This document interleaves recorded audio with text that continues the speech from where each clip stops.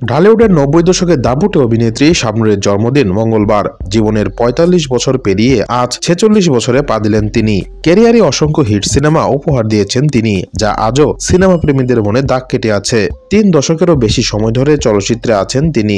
বর্তমানে নিয়মিত পর্দায় না থাকলেও এতটুকু জনপ্রিয়তা কমেনি তার। এদিকে ঢাকাই সিনেমার ৯০ দশকের আরেক দাপুটে নায়িকা পূর্ণিমা। বর্ণাঢ্য অভিনয় জীবনে তিনিও অসংখ্য হিট সিনেমা উপহার দিয়েছেন, কুড়িয়েছেন অগণিত ভক্ত অনুরাগীর ভালোবাসা। মঙ্গলবার শাবনূরের জন্মদিন। বিশেষ এই দিনে তাকে শুভেচ্ছা জানিয়েছেন পূর্ণিমা।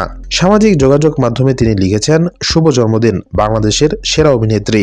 আপনার অবিশ্বাস্য প্রতিভা, উৎসর্জন এবং অনুপ্রেরণাদায়ক কর্মক্ষমতা লাখ লাখ মানুষের জন্য আনন্দ ও গর্ব বয়ে নিয়ে এসেছে। সুখী থাকুন এবং উজ্জ্বল থাকুন। গেল বছর স্বামী ও কন্যাকে সঙ্গে নিয়ে অস্ট্রেলিয়া সফরে গিয়েছিলেন পূর্ণিমা। সামাজিক যোগাযোগ মাধ্যমের কল্যাণে সেই খবর জেনেছিলেন শাবনূর। পরে পূর্ণিমাকে খুঁজে বের করে শাবনূর তার বাসায় আমন্ত্রণ জানান।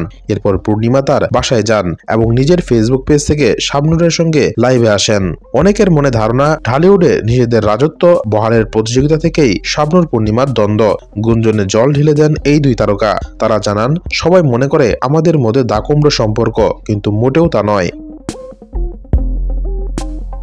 পূর্ণিমা বলেন, আমাদের দুজনের সম্পর্কটা ফুলের পাপড়ির মতো। শাবনূর আপা অভিনয়ের প্রতিষ্ঠান, আমাদের সবার অনুপ্রেরণা। যখন ইন্ডাস্ট্রিতে প্রথম এসেছি, নির্মাতা শাবনূর আপার উদাহরণ দিয়ে সেভাবে কাজ চাইতেন আমাদের কাছে, কিন্তু আমরা আপা ধারে কাছেও ছিলাম না। আমি অনেকবার তাকে কপি করার চেষ্টা করেছি, কিন্তু পারিনি। মানুষ হিসেবে তার তুলনা নেই।